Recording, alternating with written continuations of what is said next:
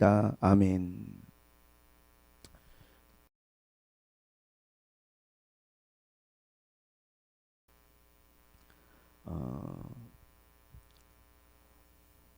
오늘 본문에 예수님이 사마리아 여인과 만나서 나눈 대화 속에 참으로 우리에게 귀한 많은 진리의 말씀들을 주셨지만 그 가운데 오늘 저는 예배 부분에 초점을 맞춰서 여러분과 이야기를 좀 나누려고 합니다. 사실 이 사마리아 여인과의 예수님의 만남은 우리에게 굉장한 영적 메시지가 있는데 그 중에 첫 번째는 뭐냐면 이 사마리아 여인이란 여인이 삶에 굉장한 어떠한 그 결핍을 가지고 삶의 결핍을 채우기 위해서 자기의 삶의 어떠한 만족을 추구하면서 노력하고 애쓰지만 그 결핍에서 벗어나지 못하는 그러한 여인의 모습을 우리가 보게 되죠. 사실 우리가 이 여인을 남편이 5이 있었다는 예수님의 말씀 때문에 부정한 여인이라고 생각할 수 있지만 또 한편으로 우리가 생각해 보면 이 여인을 통해서 우리의 모습을 보게 되는 측면이 있는 거죠. 우리가 마음의 어떠한 그 결핍과 공허함을 채우기 위해서 우리가 살아가면서 많은 것들을 추구하고 갈망하지만 이것을 추구해봐도 거기에서 참된 만족이나 평안을 얻지 못하고 또 저걸 추구해봐도 거기에서 진정한 만족을 누리지 못하는 인간의 어떠한 그러한 모습이 아닌가. 그럼 우리의 만족은 어디에서부터 오느냐? 사실 하나님으로부터 온다는 것이죠. 그래서 예수님이 그 여인에게 생수에 대해서 하나님이 주시는 생수에 대한 이야기를 하셨어요. 근데 이 여자가 예수님을 보면서 당신은 선지자처럼 보입니다. 나의 비밀을 아무에게도 말하지 않고 드러내지 않았던 나의 비밀을 알고 있는 거 보니 선지자 같습니다. 그렇게 말하면서 그렇다면 예배에 대해서 이 여자가 궁금한 걸 물어본 거예요. 그 여자가 예배에 대해서 물어본 내용은 뭐였냐 하면 우리 조상들은 이 산에서 예배하는데 이 산이란 바로 사마리아에 있는 그리심산이거든요. 그 산에서 그들은 예배를 드리는데 당신들은 예배할 곳이 예루살렘에 있다 하더이다. 그렇게 질문을 했어요. 어디서 예배를 드려야 되느냐. 사실 사마리아 사람들을 유대인들이 거부하는 마음이 있었기 때문에 그들이 예루살렘에 와서 예배를 드릴 수 없었어요. 그래서 그들은 나름대로 그리심산에서 그들 나름대로의 방식으로 예배를 드렸고 유대인들은 예루살렘에서 예배를 드렸는데 이 여자는 물어보는 것은 어디서 예배 드리는 게 맞습니까? 라고 물어볼 때 예수님이 그 여인에게 너희가 아버지께 예배할 때가 이르리라. 너희는 알지 못하는 것을 예배하고 우리는 아는 것을 예배하니 이는 구원이 유대인에게서 남이라. 이렇게 이야기했어요. 예수님의 말씀은 뭐냐 하면 장소가 중요한 게 아니라는 거예요. 그리심산이냐 예루살렘이냐 이 중요한 게 아니고 하나님께 참으로 예배할 때가 온다는 거예요. 그리고 그 뒤에 읽어보면 그때가 바로 지금이라. 이때라.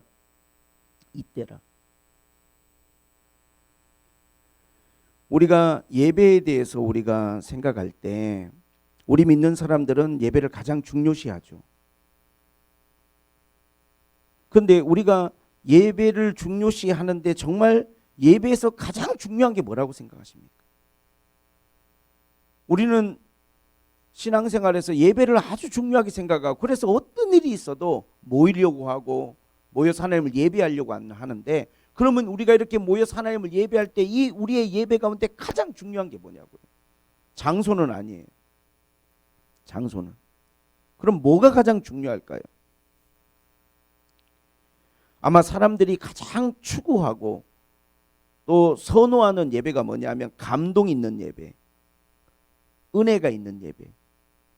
예배에 대해서 잘 이렇게 홍보하는 그런 문구들을 보면 회복이 있는 예배, 치유가 있는 예배, 눈물이 있는 예배. 물론 우리가 예배에서 가장 중요한 부분들이 뭐냐고 했을 때 이러한 부분들을 간과하거나 무시할 수는 없어요. 그러나 이것은 예배의 진정한 의미를 우리가 사실은 모르고 있는 거예요. 이 여인이 어디서 예배 드리냐라고 하는데 초점을 맞추고 있는 것처럼 우리가 예배라고 하는 그 말의 의미를 정확하게 모르고 있는 거예요. 예배라는 게 뭡니까? 성경에 예배라는 단어가 최초로 기록된 것은 창세기 22장 5절이에요. 예배라는 단어 거기 처음 나와요.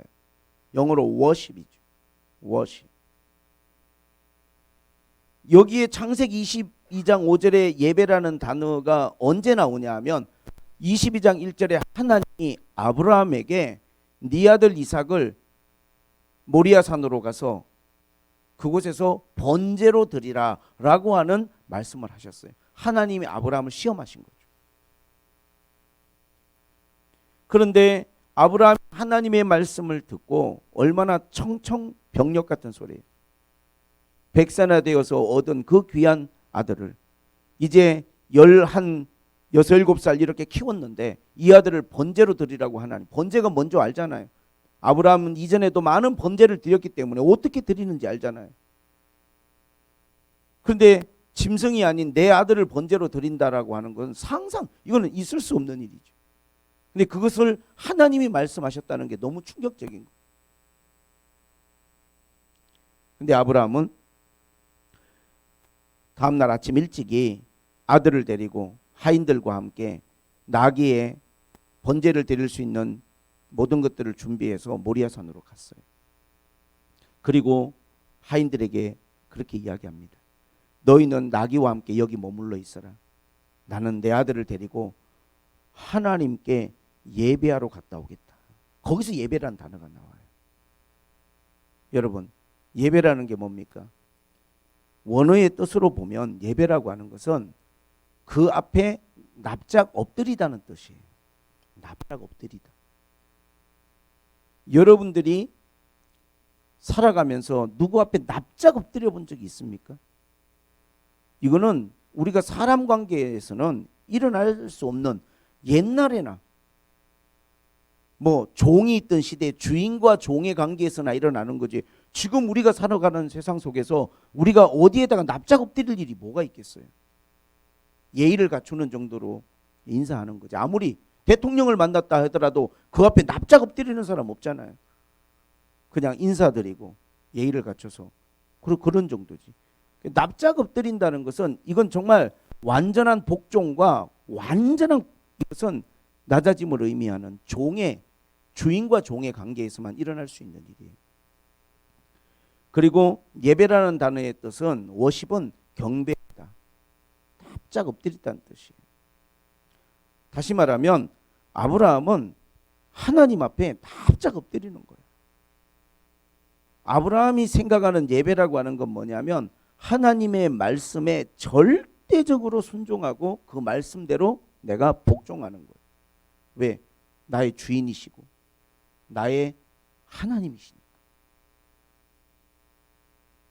이 세상에 창조주시고 살리기도 하시고 없는 것을 있게도 하시는 유일한 신이시니까. 그분 앞에 내가 납작 엎드리고 그분이 무슨 말을 했을 때 그분의 말에 절대적으로 복종한다는 것은 아브라함에게는 너무 당연한 일이에요. 물론 육신으로서는 받아들이기 어려운 굉장히 마음에 고민과 고통이 있지 않았을까 생각하지만 그 말씀하신 분이 주님이시기 때문에, 하나님이시기 때문에 아브라함은 기꺼이 그 말씀에 순종했어요. 그리고 하나님은 아브라함이 드리는 그 예배를 기쁘게 받으셨어요. 뭐라고 하나님 말씀하셨냐면 이제 네 마음이 어떤 줄을 내가 알았다. 그러니까 너가 나에 대해서 어떤 마음을 가지고 있는지, 절대적인 복종, 절대적인 순종과 헌신, 그 마음을 내가 알았다는 거예요. 그리고 하나님이 아브라함에게 엄청난 축복의 약속을 주시죠. 가장 수용하기 힘든 것을 아마 하나님이 아브라함에게 요구한 게 아닌가. 그걸 빼앗으려고 한 게 아니고 그 마음을 알고 싶은 거죠.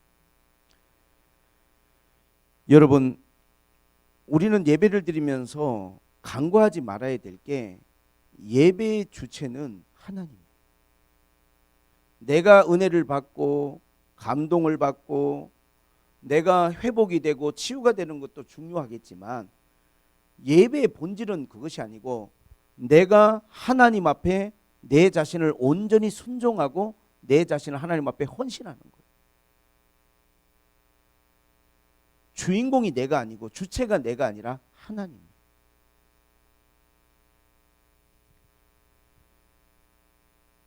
오늘 주님은 이 여인에게 이 말씀을 하십니다. 장소가 중요한 게 아니야. 그리고 두 번째는 22절에 너희는 알지 못하는 것을 예배하고 우리는 아는 것을 예배하니 이는 구원이 유대인에게서 납니다. 알지 못하는 것을 너희는 예배하고 있다는 거예요. 이 사마리아 사람들이 그리심산에서 예배를 드리는데 아니 예루살렘 가지도 못해. 제사장도 자기들은 없어. 그러니까 자기들이 임의대로 자기들이 생각하기에 좋은 방식대로 자기들이 생각하기에 좋은 그러한 순서대로 모든 것들을 자기들이 하나님을 예배한다는 그 하나의 어떤 명분을 가지고 본인들의 방식으로 본인들의 방법으로 모든 것들을 준비해서 예배를 드리는 거예요. 무엇과 같은 거냐면 하나님을 잘 알지도 못하면서 하나님을 예배하는 거예요. 그러나 유대인들의 예배는 어떻습니까? 하나님의 말씀에 따라 하나님이 그들에게 율법을 주시고 말씀을 주신 그 말씀에 의해서 제사장을 세우고 짐승을 드리고 예배를 드려요. 그들은 아는 것을 예배해요. 근데 문제는 그 예배가 참된 예배냐는 거예요. 오늘 나와 여러분도 한번 생각을 해보세요. 우리가 하나님을 예배하는데 우리가 하나님을 알고 예배해요. 그러나 우리가 드리는 예배가 진짜 참된 예배냐? 오늘 그 부분에 대해서 우리가 하나님 말씀을 통해 생각을 해야 돼요. 참된 예배는 뭐냐? 23절에 주님이 더하여 이야기하십니다. 아버지께 참되게 예배하는 자들은 영과 진리로 예배할 때가 오나니 곧 이때라. 아버지께서는 이렇게 자기에게 예배하는 자들을 찾으시느니라. 우리가 참되게 하나님을 예배해야 되는 이유는 그렇게 예배하는 자들을 하나님이 찾고 있어요. 진짜로 하나님은 그렇게 예배하는 사람들을 찾아요. 그러면 참된 예배는 뭐냐면 영과 진리로 하나님께 예배할 때가 오나니 이때라는 거예요. 여러분 이스라엘 백성들은 하나님을 알고 그들은 하나님을 예배했어요. 그러나 문제는 한 번도 그들의 삶 가운데 온전한 예배가 없어요. 구약을 통틀어서 제가 볼 때 정말 온전한 예배라고 할 수 있다면 아브라함이 드렸던 예배가 정말 가장 온전한 예배가 아닌가. 최초의 예배. 하나님을 예배하러 가자. 자신의 가장 귀한 것보다도 하나님을 더 귀히 여기는. 정말 우리가 늘 찬송하지만 주 예수보다 귀한 것이 없네라고 하는 그 찬송에 가장 합당한 예배를 아브라함이 드렸어요. 가장 아끼는 것, 가장 소중한 것. 그 아이가 자라는 모습을 보면서 가장 행복했던 순간들. 그 아이를 하나님 앞에 드린다라고 하는 건 그 하나님이 가장 귀하다는 거예요. 그러나 그 이후에 이스라엘 백성들이 유대인들이 하나님께 드렸던 모든 예배는 어떤 예배입니까? 항상 우상과 겸하여 드리는 예배. 우상과. 그들이 하나님을 예배하지 않은 게 아닙니다. 항상 하나님을 예배해요. 근데 문제는 그들의 삶에 우상이 떠나질 않아요. 우상이 떠나질 않아요. 그들이 출애굽을 하고 나서 출애굽기 32장 8절에 보면 그들이 내가 그들에게 명령한 길을 속히 떠나 자기를 위하여 송아지를 부어 만들고 그것을 예배하며 제물을 드리며 말하기를 이 신이 애굽에서 우리를 인도하여 낸 신이라고 그들이 이야기한다는 거예요. 여러분 우상은 뭐냐면 자기를 위해서 만드는 거예요. 불안하니까. 모세가 그들 앞에 있었을 때는 그 모세가 하나님과 연결되어 있는 사람이라 그들을 인도해주고 그들이 이끌어가니까 그들이 따라갔는데 모세가 시내산에 언약궤를 십계명을 받으러 올라가가지고 계명을 받으러 40일 동안 내려오지 않았어요. 여러분 만약에 여러분 의지하는 사람이 40일 동안 실종됐다고 하면 우리가 어떤 생각이 들까요? 제일 먼저 드는 생각이 뭘까요? 죽었다는 생각이 들어요. 40일 동안 실종이 되면 어떻게 되겠어 사람이. 하루 이틀만 안 나타나도 궁금하고 3, 4일만 안 나타나도 우리가 마음에 염려가 심해잖아요. 만약에 여러분 늘 의지하고 여러분이 따랐던 사람이 갑자기 한 40일 동안 실종됐다고 해보세요. 모세가 40일간 안 나타나는 거예요. 핸드폰이 있어가지고 전화를 하는 것도 아니고 40일을 나타나지 않으니까 이들의 마음에 불안하니까 뭘 했냐면 자기들을 위하여 우상을 만들었어요. 금송아지. 그리고 거기에다 예배를 드렸어요. 여러분, 사람이라고 하는 게 우리가 이 세상을 살아가면서 이렇게 믿는 사람들이 되어질 가능성이 우리 안에 많이 있어요. 뭔가 우리가 하나님을 의지하고 살아가고 하나님을 따라 살아가지만 우리의 마음에 불안이 찾아올 때 다른 방식으로 나를 위한 이 불안을 해결하기 위한 우리가 우상을 추구할 가능성이 우리 안에 많이 있다고. 오직 하나님이 아니고. 열왕기상 22장 53절은 열왕기상의 마지막 장 마지막 절이거든. 22장 53절 어떻게 나와 있냐면 바알을 섬겨 그에게 경배하며 이스라엘의 하나님 여호와를 노하시게 하기를 그의 아버지의 온갖 행위같이 하였더라. 누가? 아하시아가. 아하시아는 이 아합 왕의 아들이에요. 아버지의 모든 삶을 다 봤는데도 이 아하시아가 바알을 섬기고 그에게 경배하고 이스라엘의 하나님 여호와를 노하게 했다는 거예요. 그럼 여러분 생각할 때 하나님을 버렸구나, 바알을 쫓아갔구나. 아니에요. 그들은 하나님을 버리지 않아요. 하나님을 예배하지만 뭔가 하나님을 예배하는 것만으로는 마음의 불안함이, 마음의 이 염려가 잠재워지지 않으니까 항상 하나님이 아닌 또 다른 하나의 우상을 그들이 섬기는데 바알은 풍요의 신이거든요. 풍요의 신. 뭔가 내 삶이 풍요로워지고 가진 게 많아지면 이 불안이 없어질 거라고 하는, 불안이 잠재워질 거라고 하는 우리의 내면의 이 결핍, 이 사마리아 여인이 가지고 있는 이 결핍, 뭔가 우리의 마음속에 결여되어 있는, 채워지지 않는, 평안하지 않는, 자꾸만 그것을 딴 데서 가져다가 이걸 채우려고 하는데 어느 남편을 만나봐도 완전하지가 않아요. 잠시는 나에게 뭔가 필요를 채워줬을지 몰라도 내 마음의 결여는, 결핍은 여전하고 만족이 되지 않는 거예요. 그래서 예수님이 이 여인을 찾아가신 거예요. 오늘 이 여인을 만난 예수님은 우리 모두에게 이 말씀을 하고 계시는 거예요. 왜 이스라엘 백성들이 우상을 섬깁니까? 이 마음의 결핍 때문에 그런 거예요. 뭔가 하나님 한 분만으로 만족하고 하나님 한 분께 내 모든 것을 다 걸고 아브라함처럼 오직 그분의 앞에 내 삶을 온전히 드릴 수 있는 믿음의 결단이 있어야 되는데 하나님을 섬기지만 뭔가 내 마음속에 있는 이 불안과 결핍을 다른 것에서 채우려고 하는 우리에게 그러한 연약함이 있다는 거예요. 그래서 주님은 단호하게 말씀하시는 거예요. 뭐라고? 누가복음에 이런 말씀까지 하셨어요. 14장에 네 부모나 네 자식을 나보다 더 사랑하면 내게 합당치 않다. 심지어는 네 생명을 나보다 더 사랑해도 합당치 않다. 아니 우리가 어떻게 이렇게까지 하나님을, 여러분 그렇게 섬길 수 있어요? 이게 가능한 일입니까? 어떻게 내 자식보다, 내 부모보다, 심지어 내 생명보다도 주님을 더 사랑할 수 있어요? 이게 예수님의 말씀이에요. 근데 주님이 이 말씀 언제 하셨느냐? 많은 무리들이 예수님을 따라와요. 많은 사람들이 14장 25절에.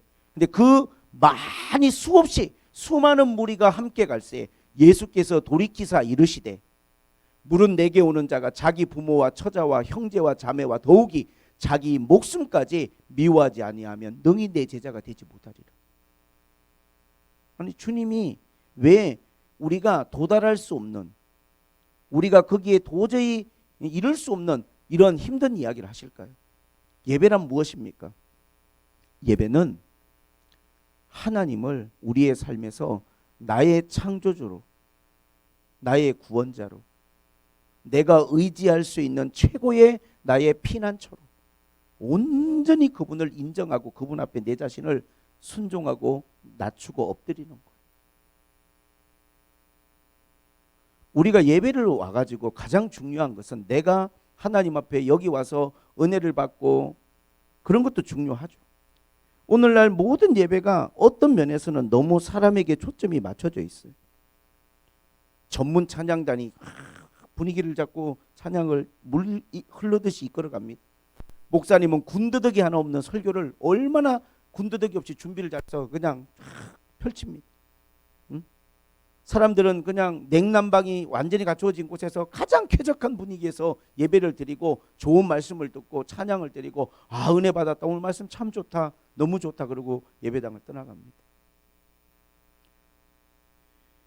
이것이 예배의 어떠한 하나의 부분일 수 있을지 몰라도 예배의 본질은 그런 게 아니에요. 예배는 내 자신이 하나님을 하나님 되게 하고 그분의 이름에 합당하게 그분을 높여드리고, 우리가 예배에 와서 우리가 하나님 앞에 느껴야 될 것은 공감이에요. 요즘 사람들이 공감이란 말을 얼마나 중요시합니까? 사람과의 공감. 소통이 안 돼. 공감을 못해. 공감 능력이 없어. 이러면 진짜 사람 완전히 추락하는 거잖아요. 얼마나, 여러분, 옛날에는 공감이란 단어보다는 지적인 걸 추구할 때는 무식해. 그러면 진짜 완전 무시당한 느낌이죠. 무식해. 그럼 끝난 것 같잖아요. 요새는 그 무식하다는 말보다 공감 능력이 없어. 이러면 그냥 바닥인 거야. 이러면 얼마나 공감이 중요하시됩니까? 사람과의 공감. 저 사람 마음이 어떤가? 저 사람이 어떤 마음일까? 심지어 더 나아가서는 동물과의 공감도 많이 하잖아요. 요즘같이 나는 동물과 공감하는 그런 시대를 못 본 것 같아요. 우리 개가 뭘 좋아할까? 우리 양이가 뭘 싫어할까? 얼마나 느끼고 공감하고. 하나님의 마음을 여러분 공감하십니까? 예배는요, 내가 좋고 은혜 받는 게 중요한 게 아니라 적어도 예배는 하나님의 마음을 좀 느끼고 가야 돼요. 하나님의 마음. 사마리아 사람들이 알지 못하는 사람을 신을 예배한다는 게 뭐냐면 하나님에 대해서 1도 몰라. 그러니까 그냥 자기들끼리 그냥 자기들이 만들어 놓은 예배 드리는 거예요. 그걸 예배라고. 그 예배에 하나님은 없어요.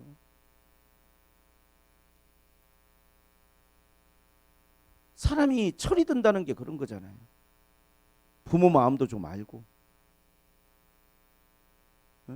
전에는 몰랐지만 이런 마음이셨겠구나. 그러면서 철드는 거거든요. 마찬가지예요. 신앙에 철이 든다는 게 뭐냐 하면 하나님 마음을 좀 아는 거예요. 지금 하나님 마음이 어떠실까? 이 땅을 바라보고 계시는 우리 교회를, 우리 가정을, 나를 바라보고 계시는 주님의 마음이 어떤가를 예배를 드리면서 좀 공감하고, 적어도 예배를 드리면서는 하나님의 마음을 느끼고 공감하고, 그래서 하나님의 마음을 내 마음에 좀 담아서 가고, 그것이 예배에서 가장 중요한 거예요. 항상 우리가 자신의 마음만 중요시하고 내 마음이 어떤지 그걸 알아주냐 못 알아주냐 이런 데만 초점을 맞추고 우리가 살아가면 이스라엘 백성들하고 그렇게 다르지 않아요. 제가 조금 노골적으로 이야기하는 거지만 사실 우리가 눈에 보이는 바알을 섬기지 않을지는 몰라도 어쩌면 하나님 아니고 더 중요시하는 우리의 삶에 뭔가가 있을 수도 있어요, 여러분. 그러면 그게 우상이 되는 거예요.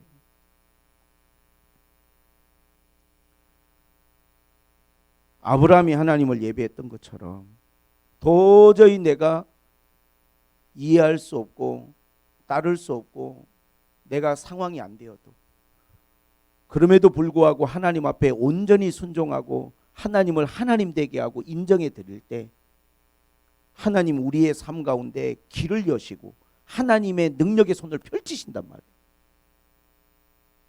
하나님 되게 할 때. 자, 이러한 예배를 우리가 하나님 앞에 드려야 되는데 하나님을 공감하고 그분 앞에 온전한 순종의 삶을 하나님 앞에 결단하고, 그래서 우리가 찬양을 드리면서 하나님의 마음을 느껴야 되거든요. 기도를 하면서 기도하다 보니까 하나님의 마음이 느껴지고 말씀을 들으면서 아, 하나님 마음이 이렇겠구나. 우리를 향한 주님의 마음이 이런 마음이겠구나. 이런 걸 느껴야 되는데 찬송을 부르면서도 내 마음 느낌 아, 뭔가 치유되는 것 같아. 회복되는 것 같아. 아, 내가 지금 마음이 은혜가 되는 것 같아. 말씀을 들으면서도 아, 이 말씀은 나한테 참 은혜가 되고 이 말씀은 저 집사님한테 참 꼭 필요한 말씀 같아.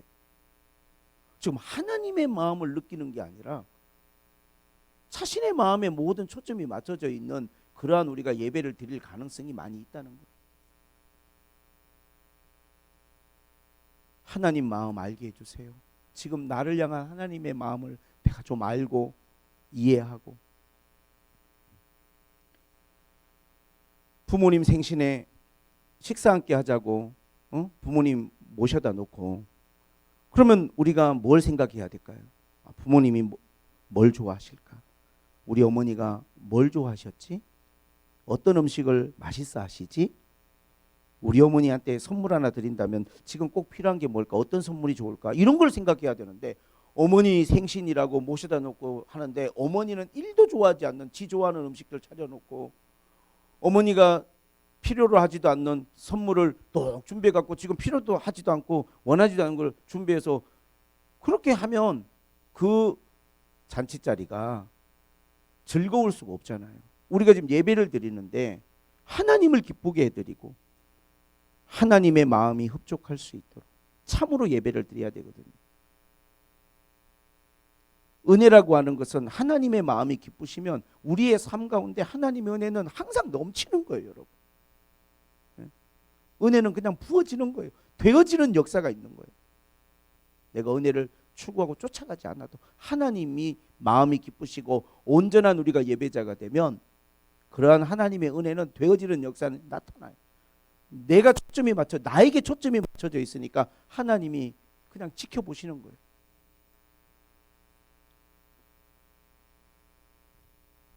그래도 하나님은 너무나 위대한 분이고 선한 분이라 화내지 않잖아요. 여러분이 뭐 그런 예배를 드렸다고 해서 우리가 그런 예배를 수없이 드렸다고 해서 그때마다 하나님이 진노하시고 막 그러시지 않잖아요. 그냥 묵묵히 하나님은 기다려 주시잖아요. 그런데 오늘 예수님이 이 여인에게 결정적인 이야기를 하십니다. 이제는 그런 예배를 드릴 때가 되었다는 거예요. 이 때가 언제입니까, 여러분? 오늘 여기 말씀해 보니까 바로 영과 진리로 예배할 때. 옛날에는 신령과 진정이라고 해서 이 옛날 번역으로는 약간 오해서 신령과 진정 그러니까 우리가 너무 익숙한 막 지극정성을 다하고 막 그래서 다른 종교에 있다 오신 분들이 교회 올 때 막 목욕 제기하고 찬물로 막 이런 어떤 느낌? 그런 뜻이 아니고 지금 개역개정에 번역이 정확하게 되어 있는데 영과 진리, 신령과 진정이라는 게 영과 진리. 우리가 어떻게 하면 하나님 앞에 그토록 온전한 하나님을 가장 우선시하는 삶이 되고 예배가 될 수 있냐면 하나님의 영이 역사할 때 가능해요. 이게 예수 그리스도께서 오시고 그분이 죽으시고 부활하신 이후에 성령의 기름 부으심과 더불어 이 모든 완전한 예배가 회복되는 거예요. 이스라엘 백성들이 하나님을 알죠. 그러나 그 예배를 못 드리는 이유는 뭐냐면 그들에게 그만한 믿음과 하나님의 성령의 기름 부음이 없기 때문에 항상 그들은 우상을 섬기는 거예요. 우리도 마찬가지입니다. 우리 안에 성령이 충만함이 없으면 우리는 세상의 것들을 쫓아가게 돼 있어요. 그런데 영으로 하나님을 예배한다는 게 뭐냐면 하나님의 성령이 역사하시는 거예요. 성령이 여러분 바람 같잖아요. 바람. 지금 여러분 여기 에어컨 틀어놓으니까 어떻습니까? 이 영향을 여러분이 다 받으시잖아요. 뭔가 쾌적하고 뭔가 시원하고. 예배라고 하는 것은 하나님이 받으시는 참된 예배는 성령의 역사가 있어요. 성령의 역사가. 성령이 역사해요. 성령이 역사하시니까 서로 간에 교통이 있고 하나님의 마음도 알고 하나님의 뜻도 알게 되고 그런 깨닫게 되는 은혜와 역사들이 막 일어나는 거예요. 말씀을 듣는데 목사님이 하지 않는 이야기까지 막 깨달아지는 역사가 있는 거예요. 이런 것도 생각나고 저런 것도 생각나고 성령이 역사하십니다.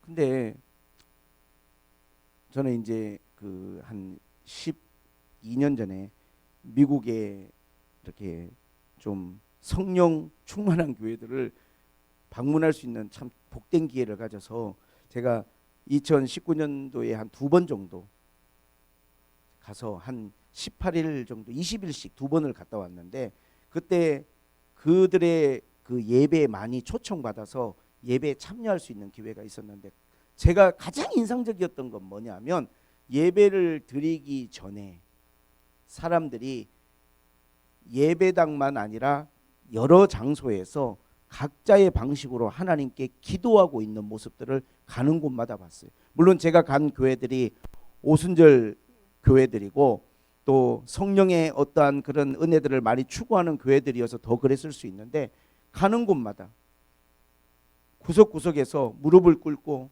또는 손을 들고 눈을 감고 아니면 이렇게 왔다 갔다 하면서 그날 하나님 앞에 그 예배가 예배되게 하기 위해서 성령이 역사하시고 기름 부어주시고 충만케 하시고 성령이 예배 가운데 함께하여 주시기를 각자의 방식으로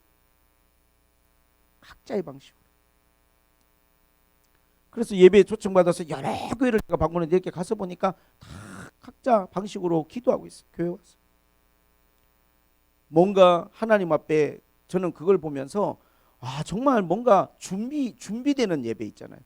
우리가 뭔가 하나님 앞에 왔을 때 네가 발에 그 신을 벗어라, 네가 선 곳은 거룩한 땅이니 한 것처럼 내가 이 자리에 오기 전에 내 삶에 묻어있던 여러 가지 삶의 먼지들, 하나님 앞에 합당치 않고 혹시나 순종하지 않았던 것들까지 다 하나님 앞에 회개하고, 온전히 내 자신이 예배자로 하나님 앞에 준비되기 위해서, 성령 충만한 예배가 되게 하기 위해서 뭔가 각자의 방식으로, 그게 너무 저한테 이게 딱 어떤 하나의 사진처럼 바뀌어 있어요. 너무 감동적이었어요. 그리고 예배를 드리는데, 찬양을 드리는데 막 하나님의 마음이 느껴지고, 말씀을 전하는데 기름 부음이 임하는 거죠. 근데 우리의 예배를 제가 비판하려고 하는 건 아니고, 지금 우리 한국의 많은 교회들 마찬가지일 거예요. 보면은 그냥 어떤 너무 시스템에 집중하고, 너무 막 악기 시스템 막 이런데 준비하고 그냥 막 분주하고 뭔가 그리고 좀 일찍 오면 오랜만에 만났으니까 대화 나누고 뭐 잘 지냈냐, 어떻게 왔냐, 뭐 어떻게, 너무 우리는 모든 게 사람에게 맞춰져 있어. 사람에게. 그게 참 저는 마음이 아프고, 교회가 크고 작고를 떠나서 저는 목회자로서 그런 거 예배를 꿈꾸는 거죠. 조금 일찍 와서 우리가 각자의 방식으로 좀 하나님 앞에 기도하면서 준비하고, 각자의 방식, 마음을 좀 하나님 앞에, 그래서 성령이 좀 역사하시고 이끌어 가시고 성령이 이 예배 가운데 충만하게 임재하실 수 있도록, 그래서 우리가 하나님의 마음을 충분히 우리의 마음에 담고 느끼고 우리 자신들이 하나님 앞에서 새로워질 수 있는 그러한 시간들로 이 예배가 준비될 수 있도록, 뭐 약속을 정하고 어떻게 하자라고 말하는 것보다 우리 한 분 한 분이 이제는 참되게 예배할 때가 되었어요. 왜? 과거에는 이렇게 예배하고 싶어도 성령의 그러한 개인적인 기름 부음이 없었어요. 그래서 그것을 모형으로 그냥 제사장들에게 기름을 갖다 부었어요. 진짜로 기름을, 손과 발에 기름을 적시고 이런 식으로. 이게 성령의 기름 부음의 하나의 예시고 모형이거든요. 그렇게 해서라도 구별시킨 거죠. 근데 지금은 오늘 이 사마리아 여인에게 말한 것처럼 성령이 역사하는 때잖아요.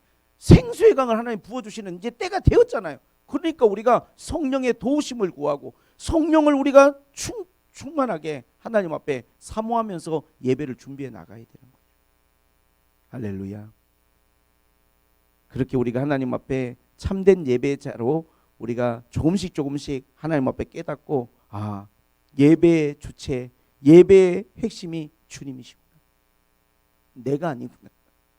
내가 은혜 받고 감동받고 치유되고 회복되는 것도 중요하지만 그것보다 훨씬 중요한 것은 하나님 앞에 내가 엎드리는 것이고 그분을 경배하는 것이고, 무엇보다 성령이 이 시간을 주장하시고 이끌어 가시는 것이고, 그리고 진리로 예배하라 그랬잖아요. 여러분, 진리는 예수 그리스도시죠. 주님이 그러셨죠. 내가 길이요 진리요 생명이라. 예수님이 길이고 진리고 생명이신 거예요. 주님이 이 땅에 오셨잖아요. 왜 이 땅에 생명이 가득하겠어요? 하나님 창조하셨고 생명의 근원 되신 예수님께서 이 땅 가운데 오셔서 이 땅 가운데 살아가고 있는 나와 여러분들에게 은혜를 베푸셨어요. 그분이 진리시고 그분이 생명이에요. 그분만이 우리를 완전케 하고 만족케 하실 수 있는 분이에요. 이 여자가 처음에 예수님을 보고는 자신의 비밀을 알고 남편 5이 있다는 거 말도 안 했는데 숨기고 싶은데 말하는 걸 보면서 선지자로 소이다 하면서 예배를 물어봤는데 이 여인이 또 한 번 더 거기서 나아가서 물어봅니다. 메시아 곧 그리스도라 하는 분이 오실 줄을 내가 아노니 그가 오시면 모든 것을 우리에게 알려주십니다. 메시아가 오시면 모든 걸 우리에게 알려주십니다. 이렇게 하니까 예수님이 네가 말하는 내가 그니라. 여기서 여러분 요한은 의도가 있어요. 요한은 이 요한복음을 쓸 때 내가 그니라. 영어로는 I am who I am. 여러분 I am who I am 많이 들어보셨죠? 그 말이 어디 나오냐면 출애굽기에 하나님이 모세에게 내 백성 이스라엘 백성들을 구원해내라. 모세가 너를 보낸 신이 누구냐고 물어보면 제가 하나님을 누구라고 소개를 해야 될까요? 할 때 하나님이 I am who I am. 나는 존재하는 자다. 스스로 있는 자다. 무엇에 의해서 존재하는 게 아니라 그냥 나는 스스로 있는 자다. I am who I am. 헬라어로는 에고 에이미. 나는 그다.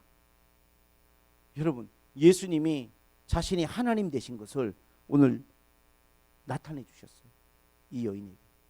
이 여인은 예수님을 선지자 정도로 생각하다가 예배에 대한 주님이 말씀하시는 걸 듣고 예수님의 말씀을 통하여 그분이 바로 메시아라는 것까지, 그리고 주님은 내가 바로 그라고 하는 놀라운 메시지를 이 여인에게 전해 주었습니다. 우리의 예배는 진리의 예배가 돼야 돼요. 이 부분에 대해서는 제가 조금 더 다음번에 제가 자세한 설명이 필요해서 오늘 다 나누지는 못하지만 예배의 핵심은요 예수님이에요. 예수님. 진리이신 예수님. 성령의 역사가 있어야 되고 예수 그리스도가 예배의 핵심이 돼요. 중심이 되셔야 돼요. 진리가 있는 예배여야 돼요. 예배는 강연이 아니잖아요.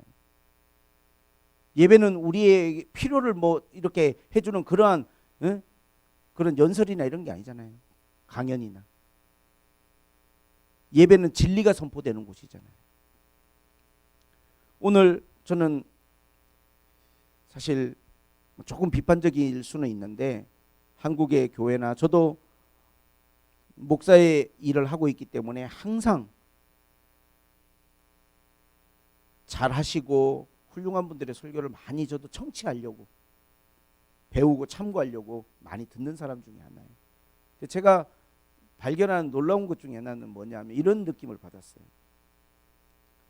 우리가 예수 그리스도를 본받아 우리가 예수를 본받는다고 할 때 우리는 두 가지를 생각해야 되죠. 하나는 그분의 삶과 인격이에요.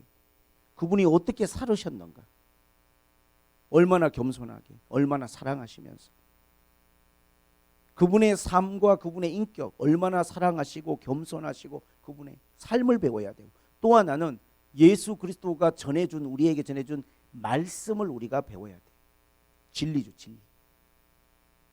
예수님이 누구신지, 그분이 뭘 우리에게 가르치셨는지.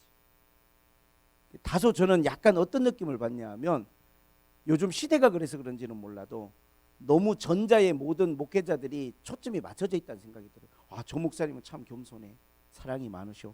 예수님처럼 저분은 참 너무나 따뜻한 분이고 말도 너무나 예의 바르시고 사랑도 많으시고 예전에 목사님들은 욕심도 많이 부렸는데 저분들은 많이 내려놓고 너무 훌륭한 분이요.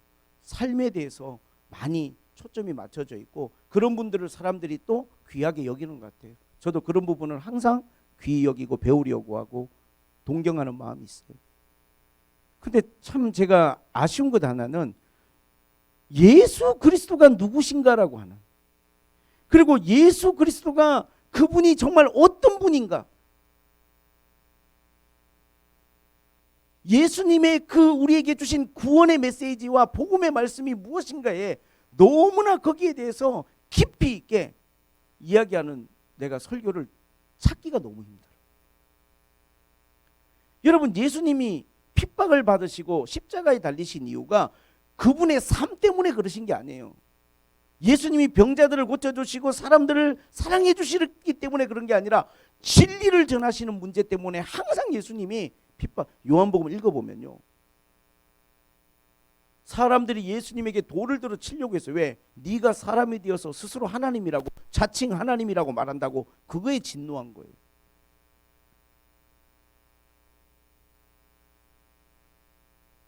이 문제는 너무나 민감한 문제라 사람들의 공감을 끌어내기가 너무 어렵고, 주님이 보리떡 5개로 5,000명을 먹이고, 주님이 중풍병자를 고치고 소경의 눈을 뜨게 할 때 구름대처럼 몰려들었던 사람이, 주님이 진리의 말씀을 전하고 복음을 전하고 내가 바로 생명의 떡이고 내가 너희들에게 온 내가 양식이라고 복음을 전하니까 사람들이 이 말씀은 어렵다고 하면서 다 떠나가 버렸어요.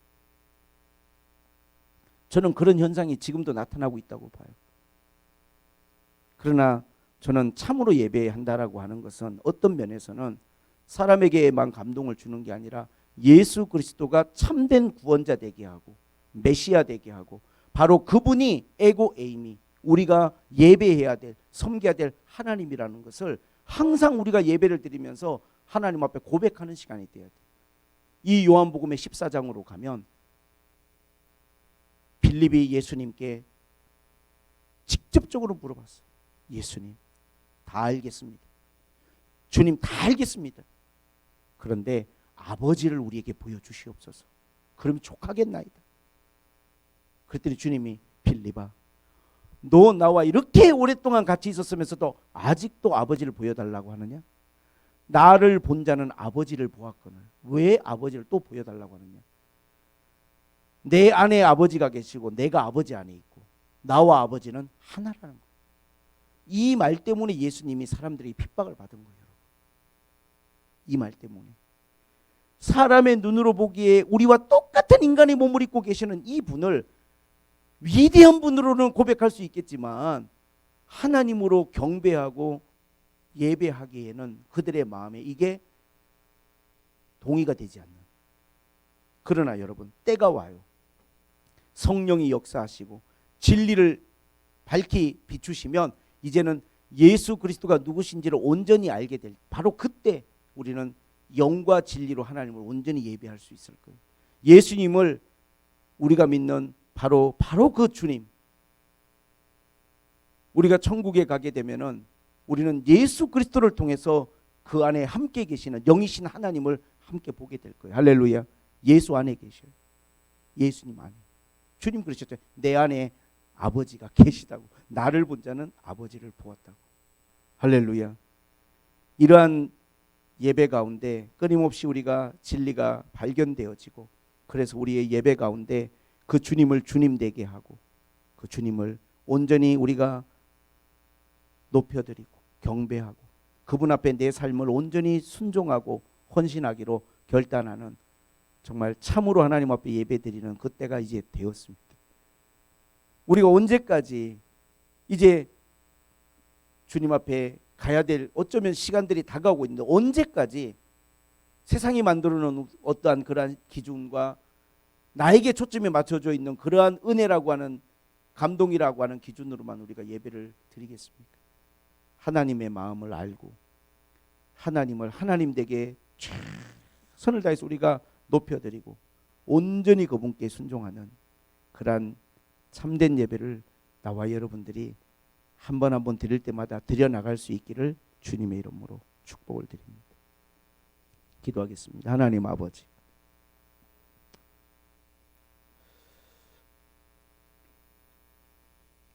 잘못된 것은 아닐 수 있지만 너무나 우리가 예배의 진정한 의미와 본질에서 벗어나 사람에게만 초점이 맞춰져 있는 예배를 드리는 건 아닌지 돌아보게 됩니다. 예배의 중심이 하나님 되게 하고 성령이 역사하시는 예배, 예배 가운데 성령의 감동이 있고 교통이 있는 예배, 예수님의 이름이 높임을 받으시고 예수님의 이름이 영광을 받으시는 예배, 영과 진리로 예배하는 그런 예배가 우리 새물길교회 예배 가운데 계속해서 드려지고 전진되어 갈 수 있도록, 성장해 갈 수 있도록 하나님 역사하여 주옵소서. 예수님의 이름으로 기도하옵나이다.